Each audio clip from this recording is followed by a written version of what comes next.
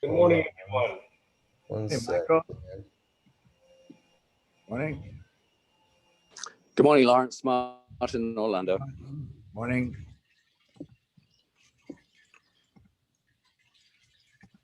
Must be warmer down there. All right, Dan, are you good? Dan, you're on mute. You're on mute. Okay. Yeah, I'm good now. Okay.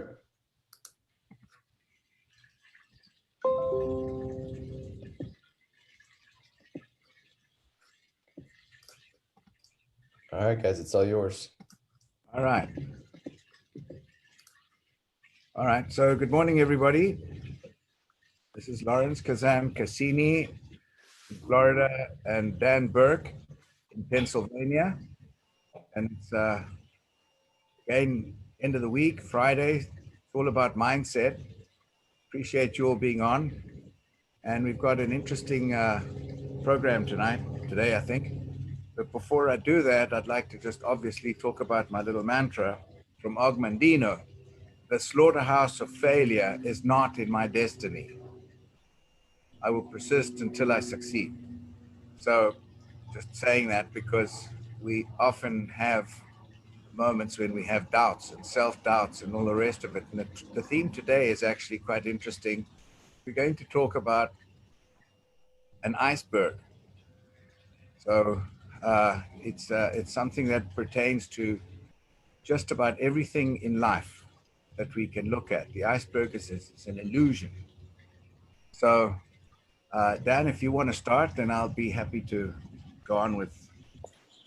Yeah, absolutely. So, when you think about an iceberg, I'm sure you've all heard the saying, it's just the tip of the iceberg. So we only see 10% of the iceberg. The rest of the 90% is below water, right? And so a lot of times when we're looking through our own lens and we're not looking through somebody else's point of view and we see somebody that's successful, we just think about their success. We don't necessarily think about how they got there. And how they got there is the 90% of the work that they put in that we don't see, right? The success is the part that we do see. All the hard work is what they've done to get to the level of success that they have. So I think it's important to always remember that and look at those things that people, the habits that they have, the training that they've done, the hard work, the persistence, the failures that they've had, sacrifices that they've made to reach that level of success. And that's something that we all need to go through if we're going to be successful, right? And, there's a lot of disappointment along the way. There's a lot of, questioning yourself and whether or not you're doing the right thing. And, you just have to be persistent and make those sacrifices, put the good habits in place that are going to get you to where you want to be and reach your goals.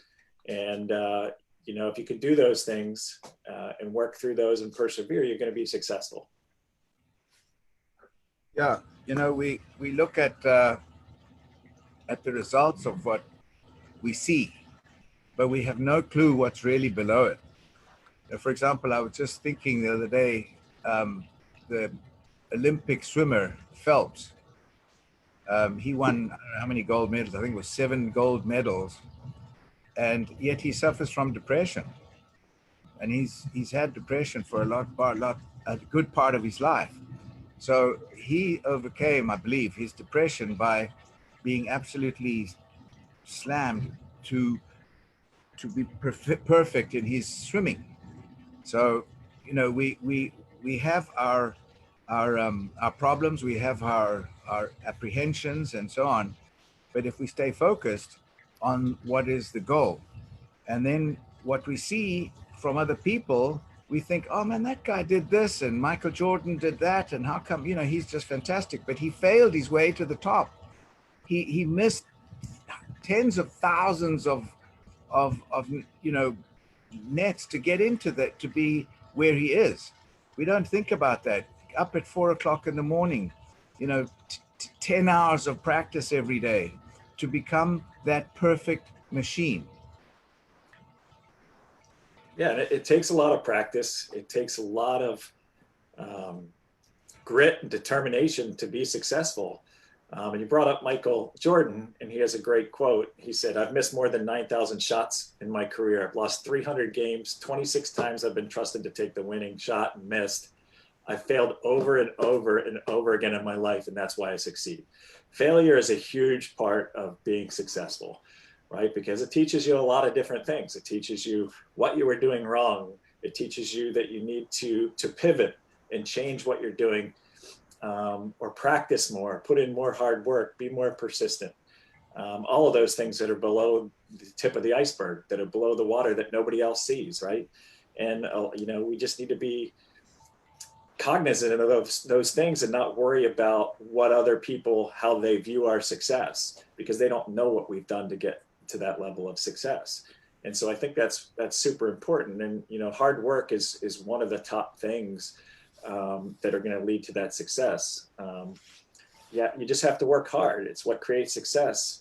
Success is achieved through repeated action and effort. And it's just repeating these daily activities over and over to reach that common goal, or that wildly important goal that you've set for yourself, and just constantly focusing on that, and making calls every day, getting up in the morning and thinking about how you're going to approach the business, and all of those things that we talk about almost on a weekly basis.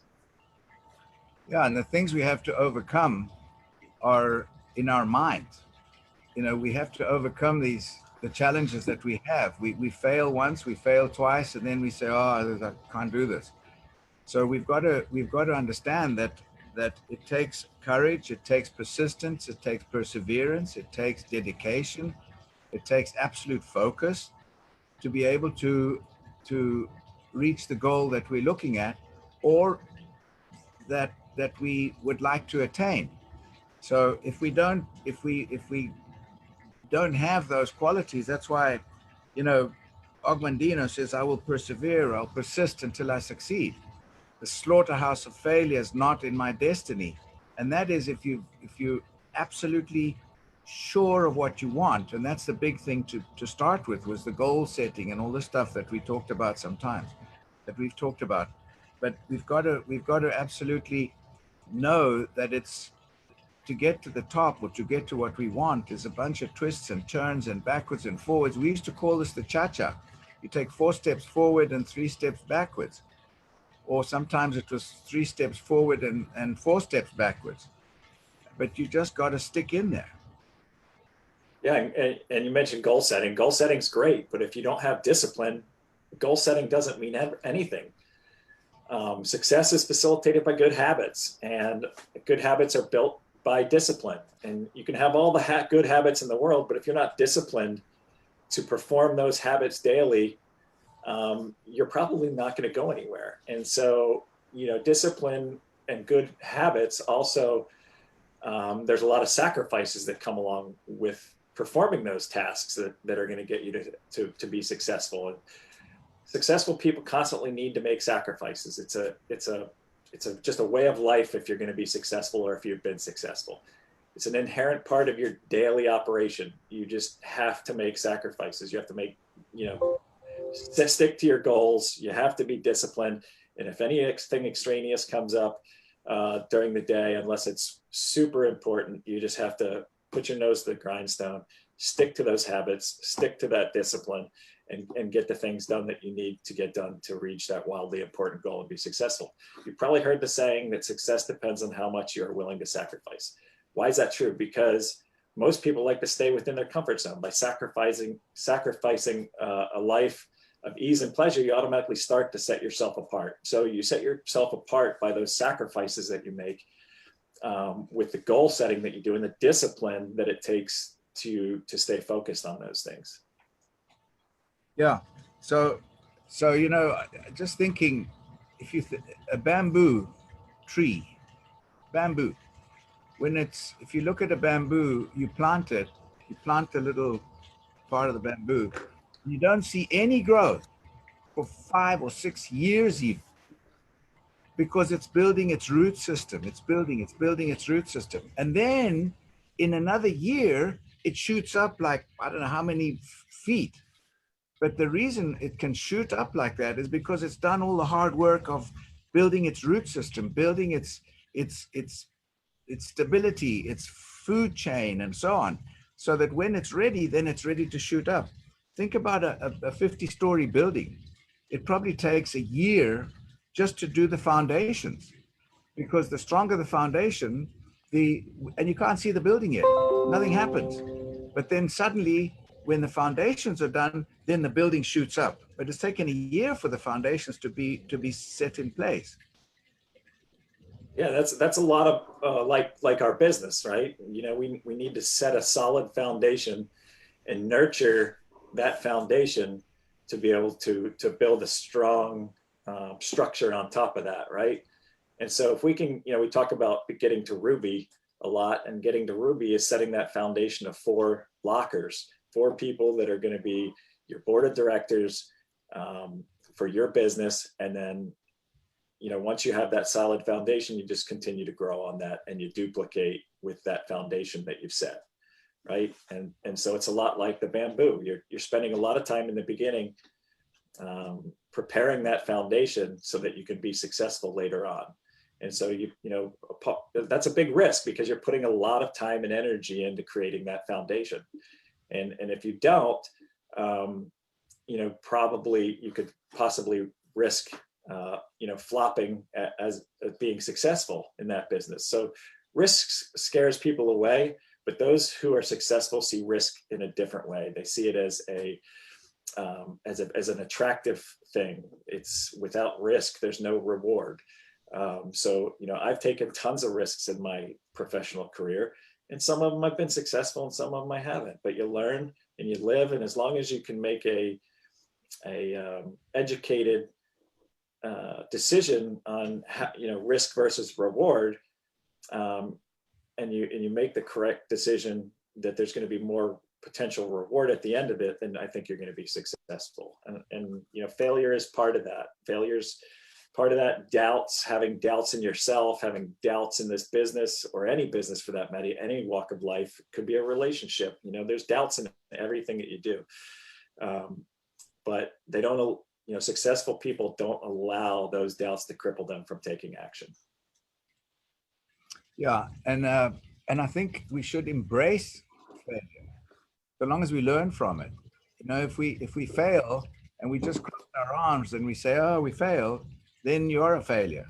But if you fail and you say, "Wow, what I learned from that," and you got a lesson from it, that's a success, because our success eventually is built on the number of failures we've had and what we've learned from there.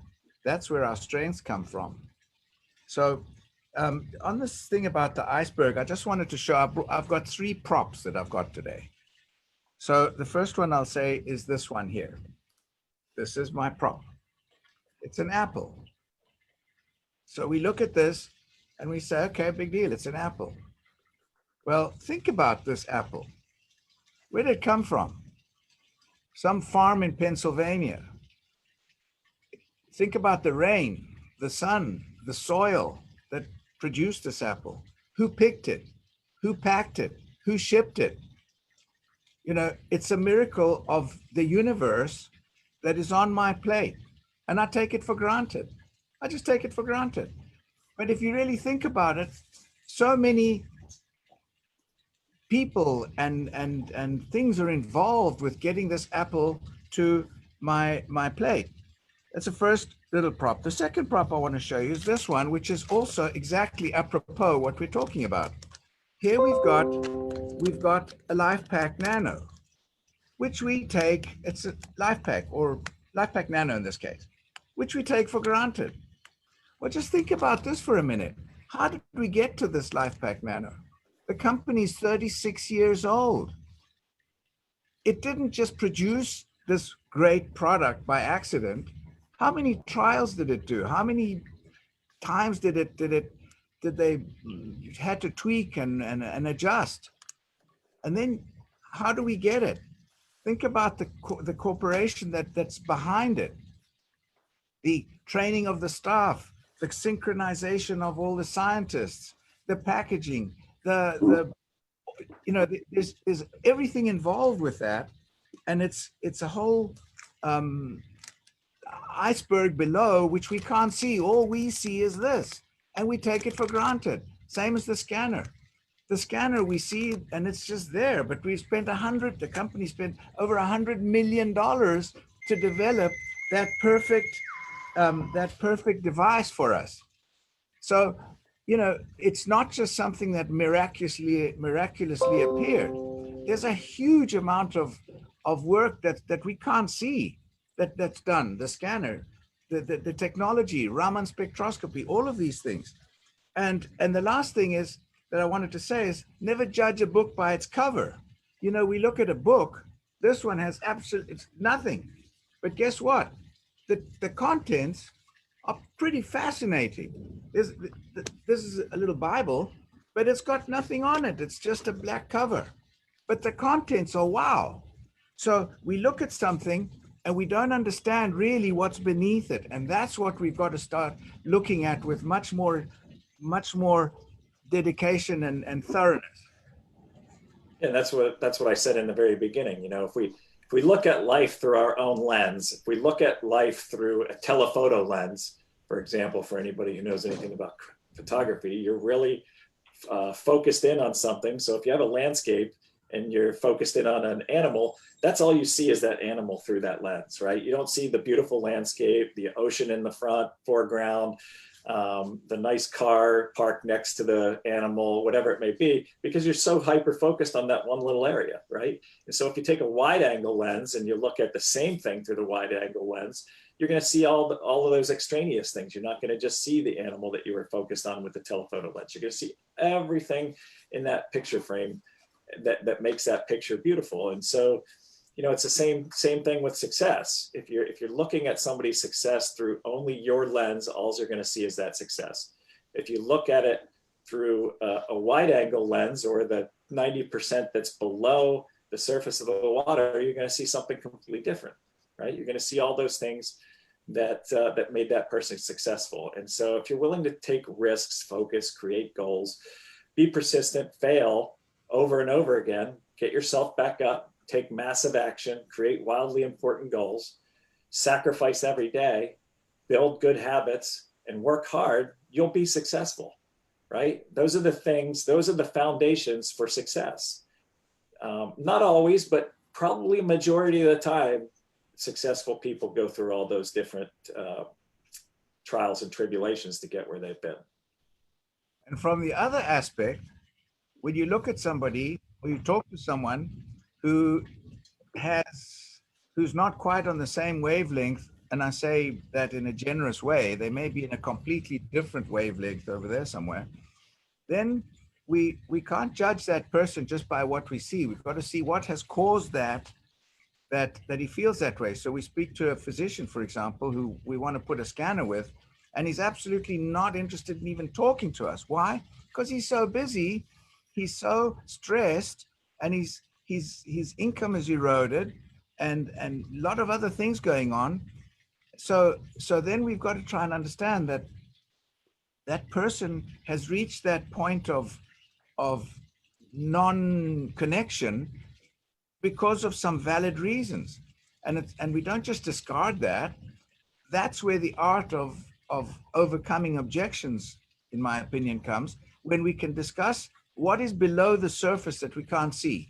What is it that we can't see from that person? We can see, somebody who's is short-tempered or whatever, but maybe there's a diamond in the rough there, and it's overcoming that objection that we've got to understand, because below that there is the whole iceberg. We're just seeing the tip of that personality.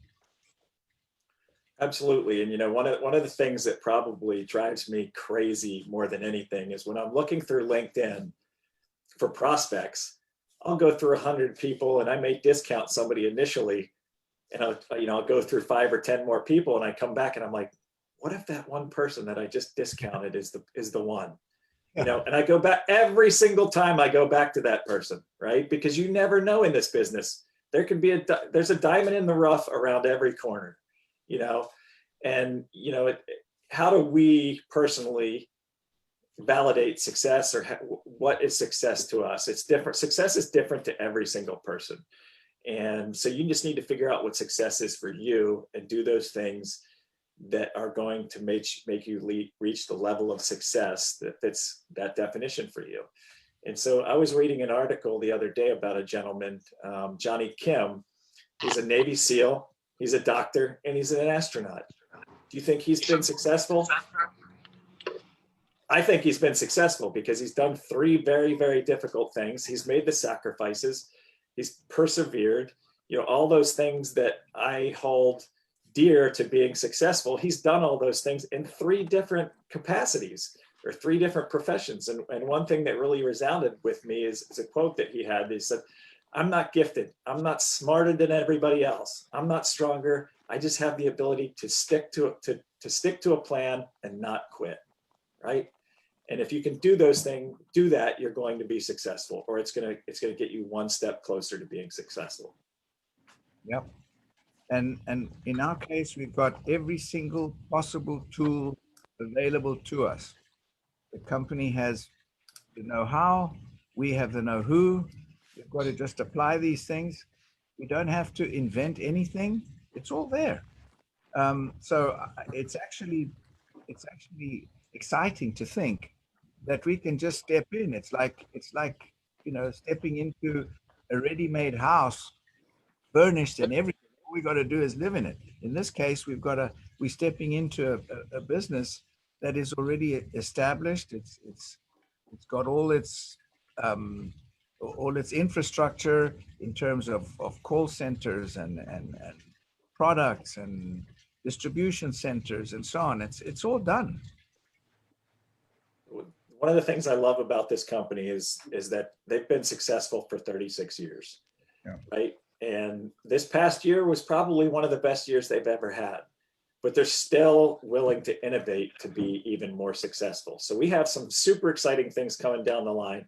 We've got Grovive, which I'm super excited about. We've got the Nutricential skincare line that I think is going to be a huge success. They have a Vera app coming out. I don't know when that's going to be available in the US, but it's basically, for those of us who focus on the scanner, I think it's going to help us greatly expand our skincare side of the business, because I don't know anything about skincare, but if I can send an app to somebody or send them to a link where they can put in, the particular things that they're looking for to get out of their skincare regimen, and then it makes suggestions on the products that they should try, that takes that out of my hands, right? And then I don't feel like I'm selling somebody something, or who wants to hear my opinion about skincare. It's more personalized skincare, which I think I think it's going to be fantastic. And then some other fantastic products coming down the line. So even though they've been successful, they're not resting on their laurels. They're coming out with other products. They're getting more into the digital space with marketing and things like that. So it's a super exciting time to be involved. Yeah. So I agree with you, Dan. It's really exciting, and we're at the beginning of 2021, and I think there are no holds barred. I encourage everybody to come to Boca Raton on Saturday, the 6th of February. We've got the head of global research, Dr. Mark Bartlett, will be presenting. Last time he was here, he made a presentation that I've heard him probably, 40 times in the past few years, maybe more. And honestly, the last one he presented was just out of the park. So we've got really exciting an exciting event for everybody to attend to. It's a place where you can meet other people and talk to other people that are involved with the business. Some of them are brand new, some of them are veterans, and they're physicians, they're healthcare professionals, they're business people, entrepreneurs. There's a bit of everybody. So I strongly encourage everybody to come. There'll be perfectly good social distancing. I mean, I'm at my age, I was one of these guys that was making sure that I wasn't going to get, sitting in somebody's face. And so even the last one, we had very good social distancing and so on. So don't worry about that. And it's absolutely worthwhile. Go to Healthcare Alliance website or MyMD website as well, and on Facebook. I think it's MyMD website. What is it? It's on Facebook anyway. You can get on. It's on our Facebook group. Okay, the Facebook group it's on our Facebook group. There you go. So and sign up for that, and really worthwhile. Actually, Scott, I don't know if you want to comment a little bit about that. You were here, and what you thought about it when you were reading it here, because it's a replacement for what we've done in Utah every year.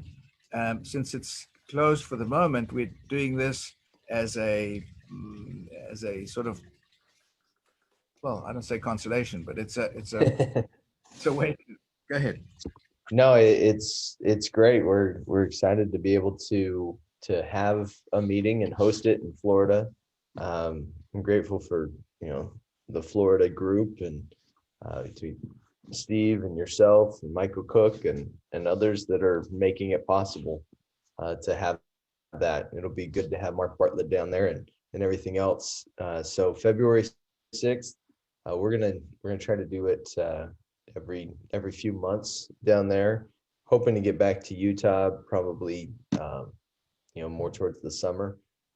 But even when we do get back to Utah, we'll still keep doing things in Florida as well, just because it's I think it adds a lot, and it's a whole lot easier to get to for a number of people in our group that are from the East Coast. So keep going there. But I also just want to say, Dan, really glad you were doing well. You're back with us, and appreciate your wisdom and being back here on a Friday morning. Thanks, Scott. It's great to be back. So appreciate the opportunity every Friday to speak to everybody. No, you guys are awesome. Thank you. Yeah. So any questions that anybody has, we usually leave it open for a couple of minutes if anybody wants to say anything or have any objections or pearls of wisdom or anything like that. Please feel free. Just unmute yourself. And no comments? Okay. All right. So hey, I'm glad Dan's back. Thanks, Jeff. We all are. We all are. And this was really a great presentation. That we can visualize this iceberg and to then make that analogous to exactly what we're doing, so that it takes doubts come from when you think someone's successful because they're lucky. And we really need to focus on that other 90%, because then that gets us focused on the things we need to do. Luck is where opportunity meets preparation. Yeah. The opportunities are everywhere, but we're not prepared either mentally or financially or physically or whatever. And luck is where the opportunity and the preparation meet. Yeah. Hey, Some Lawrence. of the hardest work. What? Hey, good morning, guys. This is Dr. Mo Rustam. I'm a downline of Joe. I've been listening to you guys for the past few calls, and I got to tell you guys are absolutely motivating. I love the whole iceberg analogy. And after getting to meet Lawrence, I'm a previous network marketer from the mortgage industry, and I really am excited about the whole opportunity. And I attended medical school to try to help preventative medicine in the industry. And then I got involved with Joe and this whole new skin thing. And I just can't wait to get infused with all of the data. I know it's not going to happen all in one day or one meeting. I am registering for the show, the event in February 6th, trying to bring 3 or 4 medical professionals with me. And I just want to thank you guys for motivating me, for educating me, and I want to know what all you guys know, and I want you guys to show me the techniques and how to overcome objections and getting into the medical offices. And I'm just so excited about curing the future and having fun along the way. So thanks so much for all you've done for me, Lawrence. We just got someone in Canada last night. We've got Connecticut, and I've got a bunch of downlines around the country. I'm excited to get this thing rolling. So thank you. Again, this is Mo Rustam. Hello, Mo. Thank you. Thanks very much for your kind words. And it's all teamwork. This is all about teamwork, and that's That's what it's about. So thank you. Okay, good. Thanks, everybody. Thanks for being on. Dan.